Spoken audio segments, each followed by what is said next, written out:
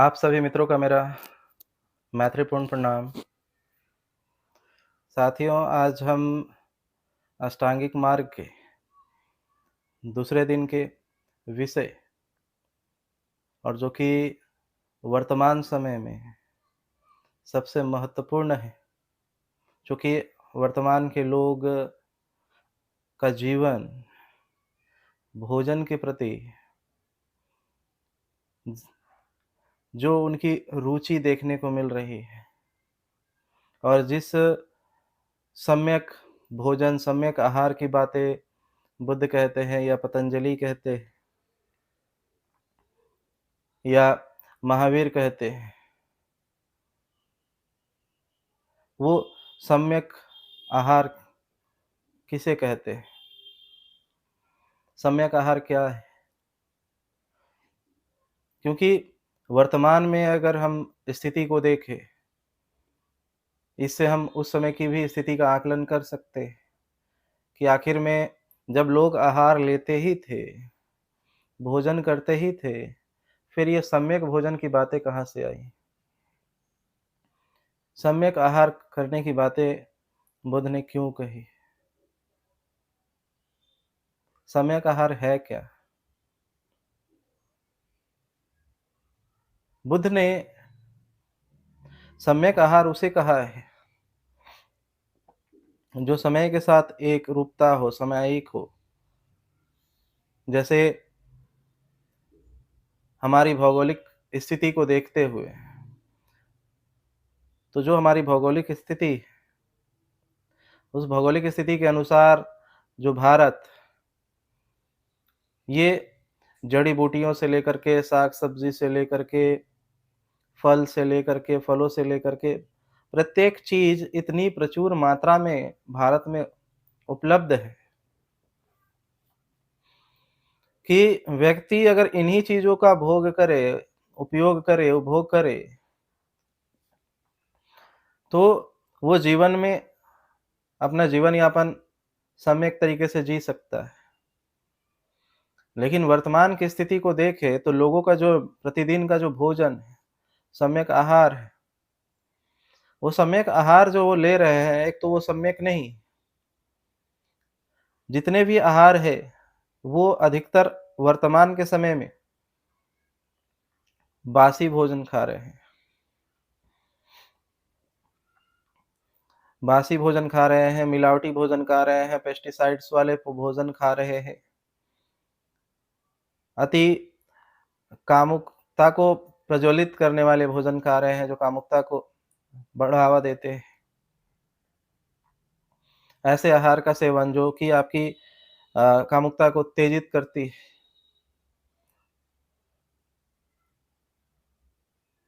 वैसे भोजन नहीं करना।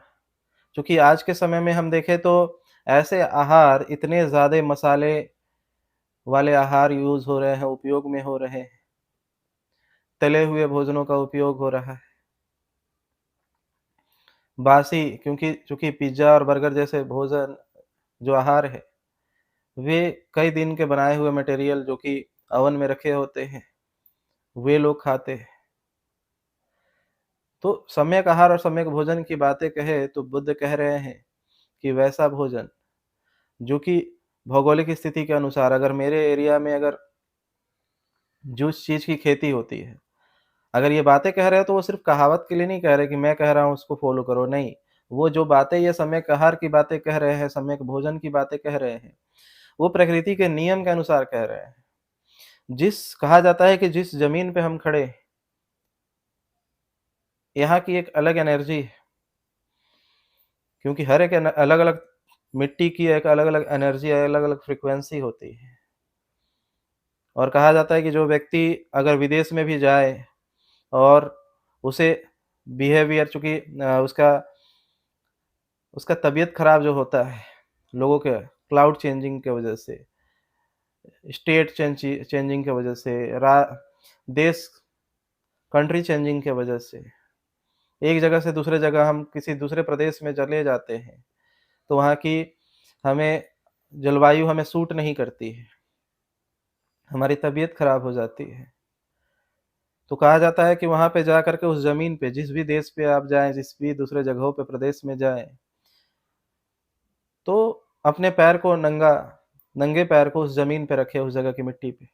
वो अपने आप उस जगह की फ्रीक्वेंसी के साथ बॉडी एडजस्ट कर लेता है। बॉडी उस तरीके से अपने आप को चेंजिंग करता है। वो जान लेता है, वो हमारा पैर का जो तलवा है वो सेंसर, ये हाथ का और पैर का बहुत ज़्यादा हाई सेंसिटिव होता है। वो सेंस को फ़ील कर लेता है और उसके अनुसार बॉडी को सिग्नल भेजता है कि आप इसके अनुसार अपने आप को ढाल लो। तो जिस जगह पे हम जहाँ हैं, अभी मैं जहाँ हूँ, इस एरिया में मैं देखूँगा कि इस जगह पे सबसे ज़्यादा उपज किस चीज़ की होती है। तो जो चीज़ मेरे आस-पास सबसे ज़्यादा उपज वाली साग-सब्जियाँ हैं, फल हैं, अगर मैं उसका उपयोग करता हूँ, तो मैं ज़्यादा हेल्दी रह सकता हूँ। क्योंकि वातावरण उस एरिया के अनुसार होता है और उस एरिया का जो वातावरण होता है, उसी के अनुसार जो फ्रूट्स होते हैं, जो फल होते हैं, सब्जियाँ होती हैं, वो उगती हैं। तो कुछ चीज़ें जैसे मैं अभी बिहार में हूँ, तो बिहार में यहाँ के खास सब्जियाँ कुछ यहाँ पे उगती हैं, कुछ अलग प्रजाति की सब्जियाँ अगर दक्षिण भारत में चले जाएँ, अब नॉर्थ में चले जाएँ, ज कश्मीर चले जाएँ या राजस्थान चले जाएँ या मेघालय चले जाएँ, उन सभी चीज़ों में जगहों पे वातावरण अलग है, जलवायु अलग है, तो खान-पान भी उसके अनुसार ही होता है। तो हम जलवायु के जो उस वर्तमान की जलवायु में जो सब्जियाँ उगती हैं या फल होते हैं, उसका सेवन करें। ये सम्यक आहार में आता है। जब जिस चीज़ का सीज़न है, क्योंकि कहते हैं हर 2-3 महीने पे सीज़न चेंज होता है, 3-4 महीने पे। तो जब जिस सब्ज़ी का या फल का सीज़न आए, उस समय उस सब्ज़ी और फल का उपयोग करें। ऐसा नहीं कि अ, बा कोई सब्जियाँ और कोई फल आज के समय में हाइब्रिड तरीके से और पेस्टिसाइड्स का और अलग-अलग चीज़ों का उपयोग, केमिकल्स का उपयोग करके बारहों महीने उगाया जा रहा है। और ऐसे चीज़ें जो कि सिर्फ़ उत्तर भारत में उग सकती थी, उसे दक्षिण भारत में भी उगाया जा रहा है। मतलब हम जलवायु के साथ खिलवाड़ कर रहे हैं। तो वैसे भोजन भी शरीर के लिए सम्यक नहीं हो सकते हैं। अति दूसरी तरफ बुद्ध कह रहे हैं कि जो आपका आहार हो, वो मात्रा उतना ही हो, जितना से आपका कार्य चल सके। नहीं तो कुछ ऐसे-ऐसे भी लोग हैं, आज के समय में अगर देखेंगे हाजमोला और पाचक चीज़ों की बहुत डिमांड है कि खाओ और पचाओ, खाओ पचाओ। मतलब दबा करके खा लो पेट भर करके और पेट भर के नहीं उसको भी ज़्यादा। पेट निकलने के पीछे का कारण भी यही होता है कि जितना पेट का जो थैली है, हम उससे ज़्यादा भोजन कर रहे हैं, वो भी एक्सपैंड होता है। तो हम और उसको पचाने के लिए फिर हम ऊपर से दवा खा लेते हैं। तो हम ज़बरदस्ती इतना आहार कर रहे हैं और उस आहार को अगर हम सेवन कर रहे हैं, तो शरीर तो उतना उपयोग करता नहीं है। तो उसके जगह पे वो फैट बनाना शुरू कर देता है और वो फैट इंसान के लिए बहुत हानिकारक, चूँकि हार्ट अटैक के चांसेस, बीपी के चांसेस, शुगर के चांसेस बॉडी में पैदा कर देता है। लिवर, किडनी पे दबाव डालता है, फैटी लिवर बना देता है। तो अत्यधिक भोजन भी शरीर के लिए हानिकारक होता है। अत्यधिक, क्वांटिटी अधिक होने पे और गलत समय पे भी आहार लेना। क्योंकि आहार लेने का जो समय है, सुबह सूरज उगने के बाद से लेकर के और आयुर्वेद के डॉक्टर तो कहते हैं कि सुबह 8 बजे के बाद से, वैसे आप सूरज उगने के बाद से ही ले सकते हैं और सूरज ढलने से पहले तक। ऐसा इसलिए क्योंकि खाने को पचाने के लिए ऑक्सीजन की मात्रा बॉडी में होने बहुत ज़रूरी है। लेकिन जब सूर्य नहीं होता, सूर्य की अनुपस्थिति में कार्बन डाइऑक्साइड की मात्रा बढ़ती है, जिसकी वजह से हमें निद्रा आती है, हमें नींद आता है रात में। ये प्रकृति अपने आप इसे चलाती है। तो जैसे ही हम साँझ होता है और बॉडी में धीरे-धीरे वो कार्बन डाइऑक्साइड की मात्रा बढ़ती चली जाती है और व्यक्ति निद्रा की तरफ चलते चला जाता है। तो अगर हमने रात में भोजन किया सूरज ढलने के बाद, तो उस खाने को पचने में कम से कम 4 घंटे लगते हैं, 4 से 5 घंटे। तो ये 4 से 5 घंटे अगर आपने खाना खा के सोने गए, तो बॉडी तो कन्फ्यूज़ हो जाता है कि आपको सुलाए या खाना को पचाए। तो वो ऊर्जा को बाँटता है 2 हिस्सों में, कि एक ऊर्जा खाना को पचाने में लगाती है, आ आधा ऊर्जा खाना को पचाने में, आधा ऊर्जा नींद को अच्छा करने में। और चूँकि बँट जाता है, इस वजह से ना नींद पूरी तरीके से हो पाता है। जब सुबह उठते हैं तो फ्रेश फ़ील नहीं होता, पेट भी फ्रेश नहीं होता, गैस के समस्याएँ उत्पन्न हो जाती हैं। तो हमारे जीवन में सम्यक भोजन ना होने की वजह से आज के समय में बड़े पैमाने पे लोगों की तबीयत खराब हो रही है, लोग बीमार हो रहे हैं, सिर्फ़ और सिर्फ़ ये जो आहार है वो गलत समय पे लेने से। सिर्फ़ समय गलत हो जाने से वो आहार इतना हानि पहुँचाता है। मैंने स्वयं अपने जान-पहचान, अपने रिश्तों में, रिलेटिव्स में, अपने फ्रेंड सर्कल में लोगों को जब से हिदायत और तरीका बताया कि रात में 6 बजे सूरज ढलने के बाद खाना नहीं है, तब से जब से उन लोगों ने इस चीज़ पे पालन करना शुरू किया है, उनकी बीमारी खत्म होने च शुरू हो गई। कई लोगों की घुटनों की बीमारियाँ थी, दर्द दे रहे थे, वो कम हो गए। लोगों के वज़न घटने शुरू हो गए, चर्बी घटनी शुरू हो गई, गैस की समस्या कम हो गई, दर्द की समस्या कम हो गई।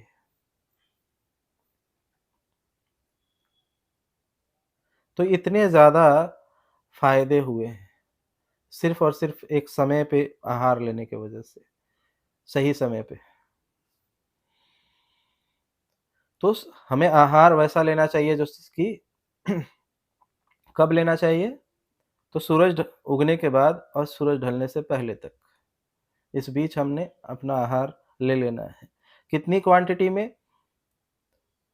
कहा जाता है 2 तिहाई, 3 चौथाई कहे या 2 तिहाई कहे, 75% कहे। 1 तिहाई पेट खाली ही छोड़ना चाहिए। 1 तिहाई, 2 तिहाई आपका पेट भरा हो और 1 तिहाई खाली हो, ताकि खाना को पचाने के लिए भी तो उसमें जगह हो। क्योंकि आप जब मिक्सी को देखते हैं, अपने घर में मिक्सी होगी, आप मिक्सी में जब मसाला पीसते हैं या कोई भी चीज़ उसमें पीसते हैं मिक्सी में, तो आप उसको पूरी तरीके से भर नहीं देते हैं। जहाँ तक ढक्कन है वहाँ तक पूरा फुल नहीं कर देते हैं। अगर पूरा फुल कर देंगे तो अ, वो मशीन बहुत ज़्यादा हेवी लोड उस पे हो जाएगा, चलेगा भी या तो नहीं चलेगा, और चलेगा भी तो बहुत ज़्यादा हेवी लोड हो जाता है उसपे और समस्याएँ उत्पन्न होती हैं। वो ठीक से पचा नहीं पाता, ठीक से रस को निचोड़ नहीं पाता। तो कई लोगों की ऐसी भी समस्या आती है कि हमने खाना तो बहुत खाया लेकिन शरीर में लगता नहीं है। तो भोजन उतना ही करें, चूँकि सभी लोगों के भोजन अलग-अलग होंगे, जो कि खेत में करने वाले जो लोग हैं, जो हार्ड वर्कर हैं, जो फिज़िकल वर्क करते हैं बहुत ज़्यादा, उनके लिए भोजन अधिक हो सकता है। लेकिन फिर भी उनको ये ध्यान देना है कि रात में ना करें। खाने का समय जो हमने बताया वही हो, क्वांटिटी खाने का बढ़ा देना। तो जो मज़दूर है, जो फिज़िकल वर्क करता है, जो खेती करता है, वो व्यक्ति को भोजन अधिक मात्रा में सेवन कर सकते हैं। और वो भोजन भी ऐसा होना चाहिए, चूँकि अगर मसल्स वर्क ज़्यादा हो रहा है, तो मसल्स को रिकवरी करने के लिए प्रोटीन की मात्रा होनी चाहिए। नहीं तो हम हार्ड वर्क करते हैं, फिज़िकल वर्क करते हैं, जो मसल्स के प्रयोग जो हेवी कार्य होते हैं जैसे किसान की या स्पोर्ट्स की, तो उसके लिए प्रोटीन की ज़रूरत होती है। और मैं देखता हूँ कि लोग कार्बोहाइड्रेट का सेवन बहुत ज़्यादा करते हैं। उससे आपकी बॉडी रिकवर नहीं होने वाली है। ऊर्जा तो मिल जाएगी, लेकिन से बॉडी रिकवर नहीं होता है। एक बहुत कम समय में आप जल्दी बूढ़े हो जाएँगे और बहुत जल्दी कमज़ोर हो जाएँगे। तो पौष्टिकता का भी ध्यान रखना। हमको कई ऐसे सब्जियां हैं जिसे हमें स्टीम करके खाना चाहिए, या सलाद के तौर पे, या स्टीम करके खाना चाहिए। उसे भी हम मसाले में फ्राई करके खा लेते हैं, तो वो सम्यक भोजन में नहीं आता है, सम्यक आहार में नहीं आता। चूंकि मैं अभी बोध गया में था, तो वहाँ पे वियतनाम के लोगों के साथ था, वियतनाम और म्यांमार के। तो वहाँ पे भोजन में जो चीज़ें थी, मतलब प्रोटीन की प्रचुरता, चाहे वो सोयाबीन के द्वारा उसे पूरा किया जाए, या फिर मशरूम के द्वारा पूरा किया जाए, सूप के द्वारा पूरा किया जाए, क्योंकि वहाँ सूप का यूज़ होता है। क्योंकि सूप पेट को पचाने में उसको आसानी होती है। तो ऐसे खाना भी खाएं, ऐसे खाने का उपयोग करें जो पेट को ज़्यादा मेहनत ना करना पड़े। और अगर आप ध्यान मार्ग पे है और अध्यात्म के मार्ग पे है, तो आपको अल्प भोजन लेना चाहिए। अल्प भोजन जितना कम हो सके, और जितना कम पचाने की हो। ज़्यादातर अगर हो तो आप सलाद का, फ्रूट्स का यूज़ करें, लिक्विड चीज़ों का उपयोग करें, ताकि आपकी ऊर्जा ध्यान में लगने की जगह पे खाने को पचाने में ना लग जाए। तो अगर आप ध्यानी हो और अध्यात्म के रास्ते पे हो और हार्ड वर्कर नहीं हो, तो आप इस तरीके के भोजन का उपयोग करें, क्योंकि आपके लिए भोजन का तरीका ऐसा होना चाहिए।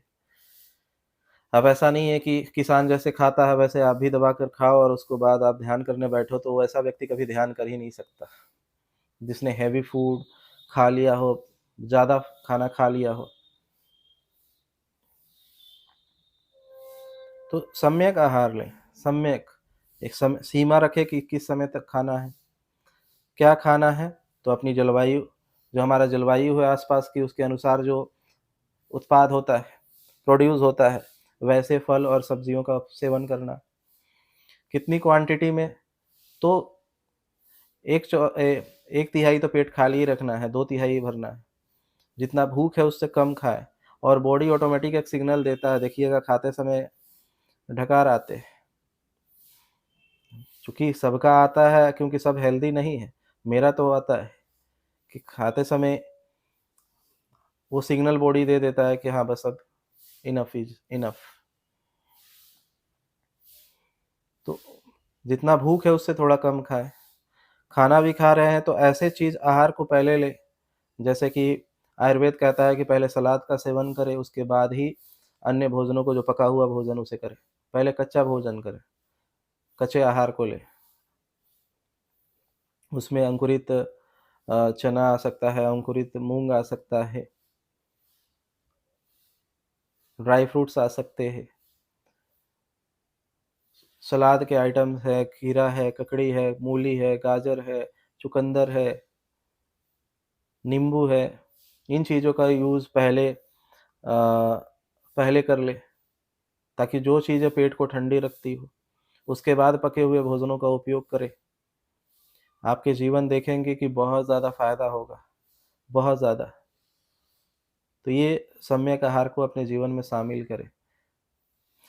दूसरी तरफ लोगों का ये भी आता है कि क्या मांसाहार करना सही है या नहीं है।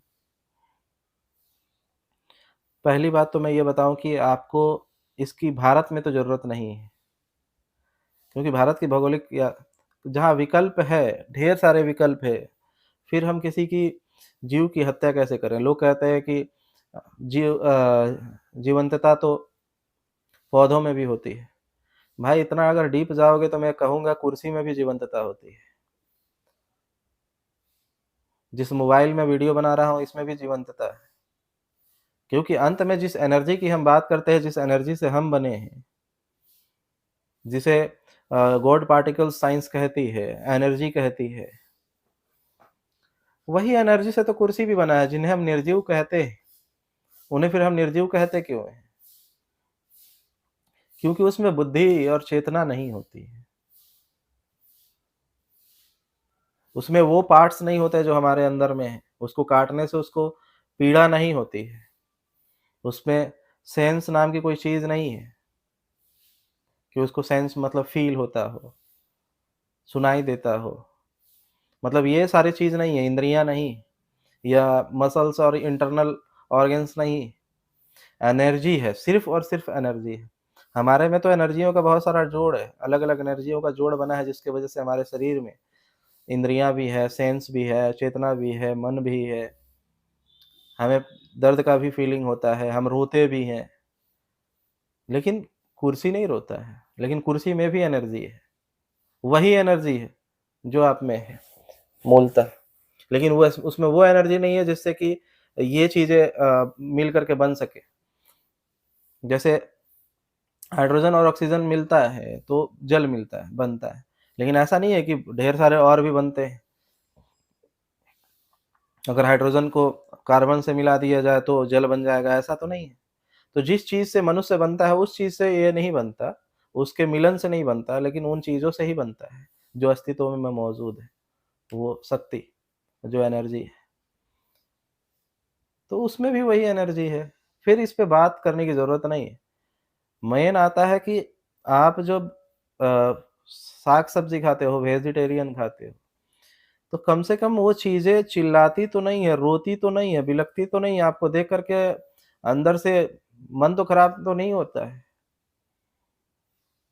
जीवंतता तो हर एक चीज़ में है। ऐसा कौन-सा चीज़ है आपको जो नज़र आता है, जो आप इंद्रियों से फ़ील कर पाते हो, उसमें एनर्जी नहीं है, जिस एनर्जी से आप बने हो? प्रत्येक चीज़ में है। लेकिन फिर देखते हैं कि हम किसी चेतना वाले, विवेक वाले, बुद्धि वाले जीवों को जो रो सकते हैं, क्या आप मुर्गी को काटते हो तो उसके अंदर डर नहीं होता? नहीं देखते हो उसे चिल्लाते हुए, रोते हुए, उसका ब्लड नज़र नहीं आता क्योंकि उसका ब्लड हमारा ब्लड तो लाल-लाल ही तो दिखता है। आप किसी बकरे को काटने जाते हो तो उसकी माँ नहीं चिल्लाती है, रोती नहीं है, या बकरा वो नहीं चिल्लाता या रोता नहीं है। आप किसी गाय को, भैंस को काटते हो तो क्या वो रोता नहीं है, चिल्लाता नहीं है, डरता नहीं है? वो प्रत्यक्ष तौर पे जो दिखता है, कम से कम उतना तो ना करे। प्रत्यक्ष तौर के कार्य तो ना करे, जो प्रत्यक्ष तौर पे सामने नज़र आ रहे हैं। आप किसी को मार के खा रहे हो और आपको अंदर से लग नहीं रहा कि आपने किसी को मारा है। आप अपने टेस्ट के लिए, मुँह के टेस्ट के लिए किसी के जीव की हत्या कर रहे हो। और बुद्ध को मानने वाले तो एक अलग लेवल के नौटंकीबाज है वर्तमान के। वे कहते हैं मरे हुए जानवरों को खाते हैं। भाई जिंदा जानवर को कौन खाता है? जिंदा जानवर को कौन खाता है? सब मरे हुए को ही खाते हैं। पहले काटा जाता है, उसे मारा जाता है और मरने के बाद ही खाया जाता है। नहीं, नहीं, वो हम नहीं काटते हैं, वो हम दुकान में कटा होता है और हम वहाँ से लेकर के आते हैं। अच्छा, तो उसने जिंदा को ही तो काटा था। तो वो जाने, उसने काटा था तो वो जाने। वो क्यों जाने? अगर आप नहीं खरीदोगे तो वो बेचेगा क्यों? अगर आप उस काटने वाले से पूछो तो बोलता है कि लोग खरीदते हैं तभी तो मैं बेचता। लोग ना खरीदे तो मैं बेचूँगा क्यों? और चूँकि इन लोगों ने, भारत के जो भिक्षु हैं या दुनिया भर के भिक्षु हैं, इन्होंने क्या किया कि बुद्ध के जीवन से एक कहानी है, बहुत साहित्यों से, कि बुद्ध ने लोगों को प्राणी हिंसा और मांसाहार के लिए, चूँकि उन नहीं चाहते थे कि किसी के जीव की हत्या हो और सिर्फ़ स्वाद के लिए। तो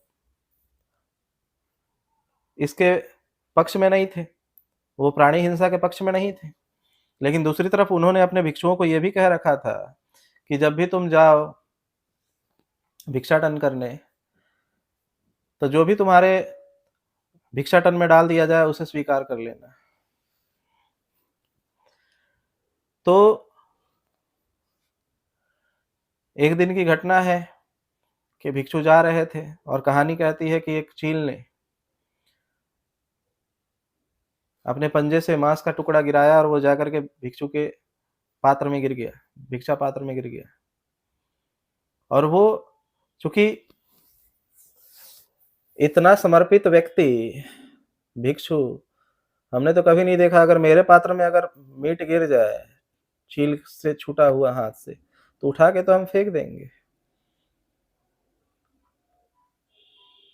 क्योंकि जानवर का काटा हुआ है ना, जानवर का नोचा हुआ मांस है वो। एक पक्षी का पता नहीं वो कहाँ से है, क्या है, नहीं है। तो ज़ाहिर-सी बात है वो भिक्षु बहुत ज़्यादा मांसाहार का उसके उसने उस मीट को खाने की चाहत नहीं रखी होगी, इतना तो कन्फर्म है कि वो उस मीट को खाना चाहता होगा। लेकिन इसके सहारे, चूँकि उसको एक बहाना, व्यक्ति बहाना खोजते रहता है कुछ करने का। मतलब उसके अंदर अगर इच्छा है, कुछ करना है, तो वो कहीं न कहीं से बहाना खोज लेगा। उसको लालच थी। वो मांसाहार, चूँकि अभी-अभी उसने घर छोड़ कर के भिक्षु बना था। मुँह में से लार टपकता होगा। मांसाहार करने के लिए बहुत मन विचलित होता होगा। तो जो मांस का टुकड़ा उसके भिक्षा पात्र में गिरा होगा, वो उसे खाने के लिए तो बिल्कुल नहीं ललचाया होगा। क्योंकि कितना भी मांसाहारी करने वाला व्यक्ति हो, वो जानता है कि जानवर के पंजे से छूटा हुआ इसे तो खाना नहीं है। लेकिन इस बहाने वो बुद्ध से डिमांड करना चाह रहा था। उसके दिमाग में ये चीज़ें चल रही थी कि इसी बहाने चलो बुद्ध से कुछ चीज़ें पूछते। तो वो उस मांस का टुकड़े को लेकर के गया बुद्ध के पास और बुद्ध से कहता है कि हे बुद्ध, आपने कहा था कि आपके भिक्षा पात्र में, आप लोगों के भिक्षा पात्र में जो भी गिर जाए, आप उसका सेवन कर लेना। तो आप बताइए, ये चील ने उसके पंजे से गिर करके ये मांस का टुकड़ा मेरे पात्र में गिरा है, इसका सेवन करे या नहीं करे? क्योंकि ये भी तो पात्र में गिरा है। तो बुद्ध ने सोचा कि अगर मैं ये कहता हूँ कि भिक्षा पात्र में गिरा हुआ भोजन नहीं करना है, तो ये अपने मन मुताबिक जिसके भी यहाँ पे भिक्षाटन करने जाएँगे, तो उनको अपने मन से अगर वो कुछ भी भोजन दे और इन्हें अच्छा नहीं लगे, अगर उन्हें वो जो भोजन उन्होंने अपने घर में बनाया है, इनको वो भोजन अच्छा नहीं लगे, वो सब्ज़ी अच्छा नहीं लगे, तो ये तो मना कर देंगे कि नहीं, नहीं हमें ये मत दीजिए, दूसरा चीज़ दीजिए।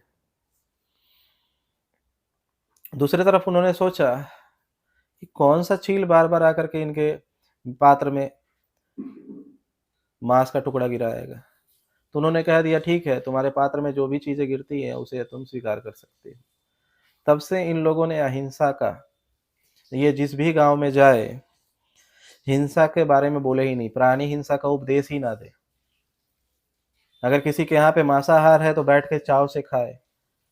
प्राणी हिंसा को लेकर बोले ही नहीं। प्राणी हिंसा को लेकर के अगर उपासक पूछे, लोग पूछे गाँव के, तो वे कहते हैं नहीं, बुद्ध ने तो मांसाहार करने से मना नहीं किया है। उन्होंने मांसाहार करने के लिए मना नहीं किया है। तो उपासकों को भी ऐसा लगने लगा, चलो मज़े की दिन है, हमें अभी नहीं छोड़ना पड़ेगा।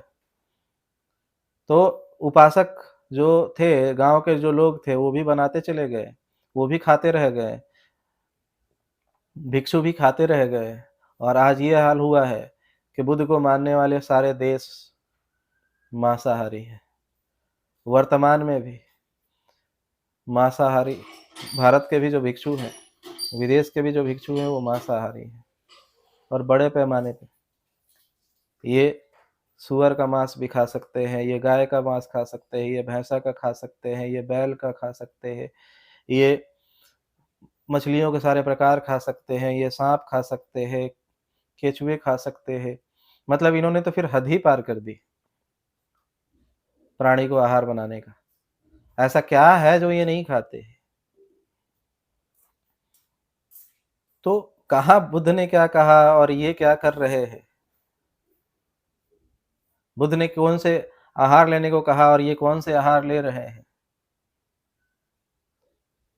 ऐसा नहीं है कि मांसाहार सबके लिए बैन है। नहीं, जो क्षत्रिय है, क्षत्रिय मैं जाति वाले क्षत्रिय नहीं कह रहा हूँ, जो कर्म से क्षत्रिय हैं, जिनका हार्ड वर्किंग जो वर्क है,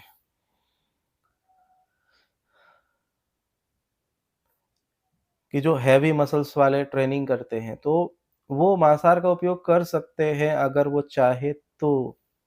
लेकिन फिर करते समय भी ये याद रखना है कि अगर जिस प्रकृति ने तुम्हें बनाया है, उसी प्रकृति ने उसे भी बनाया है। अगर तुम किसी की जीव की हत्या करते हो, तो कल चलकर उसके कर्मों के संस्कार भी तुम्हें भोगने पड़ेंगे। उस कर्म का फल भी तुम्हें मिलेगा। ये याद रख कर के उसे यूज़ कीजिएगा। और अधिक तो कोशिश यही करें कि मांसाहार ना करें। और अगर करते हैं, तो द प्रोफेट किताब में, खलील जिब्रान की जो किताब है, उसमें प्रोफेट कहते हैं मोहम्मद कि मांसाहार करना, तो जब उसे मार रहे होगे, तो तुम ये बातें कहना कि इसीलिए उस समय मारते समय वो कलमा पढ़ते हैं मुसलमान, कि मारते समय ये बोलना कि जिस तरीके से मैं तुम्हें मार रहा हूँ, काट रहा हूँ, उसी तरीके से कभी मुझे भी पकड़ कर ऐसे ही काटा जाएगा, मारा जाएगा, और जिस तरीके से हम तुम्हें खा रहे हैं, वैसे ही मुझे भी खाया जाएगा। तो कर्म संस्कार के लिए भी, कर्म फल के लिए भी तैयार रहिएगा, अगर खाते हैं तो। नहीं तो ज़्यादा कोशिश न खाने पे। और चूँकि ऐसे देश जहाँ पे विकल्प है, और दूसरे देश जैसे रेगिस्तान वाले सबसे ज़्यादा गर्म जो देश होते हैं, जहाँ पे साग-सब्ज़ी नहीं उगती है, फल नहीं उगते हैं, या सबसे ज़्यादा जो ठंडी जगह है, वहाँ भी फल और सब्ज़ियाँ नहीं उगती हैं। उन जगहों के अनुसार, जलवायु के अनुसार उन्हें मांसाहार करना और मांसाहार पे डिपेंड रहना मजबूरी है। तो ऐसा नहीं है कि उनके कर्म संस्कार नहीं बनते, बनते उनके भी। लेकिन आज के समय में अगर कोई ऐसा कहे कि हमारे पास विकल्प नहीं है, तो इसे स्वीकार नहीं किया जा सकता है। आज ढेर सारे विकल्प हैं। आज इंटरनेशनल रिलेशनशिप बने हुए हैं सारे देशों को एक-दूसरे के साथ में। आज विज्ञान इतने ज़्यादा डेवलप कर चुका है कि जो सब्जियाँ अमेरिका में नहीं उगाई जा सकती थी, या ठंडे प्रदेशों में नहीं उगाई जा सकती थी, या जो सब्जियाँ गर्म प्रदेशों में नहीं उगाई जा सकती थी, आज वो सारी सब्जियाँ वर्तमान में उगाई जा सकती। तो जितना हो सके जीव हत्या और प्राणी हत्या से दूर रहे। करते हैं तो कर्म के फल के लिए भी तैयार रहें। कर्म के फल के लिए भी तैयार रहें, वो मिलेगा ही, तय है। तो बुद्ध ने इन्हीं बातों को कहा है, सम्यक आहार, सम्यक भोजन।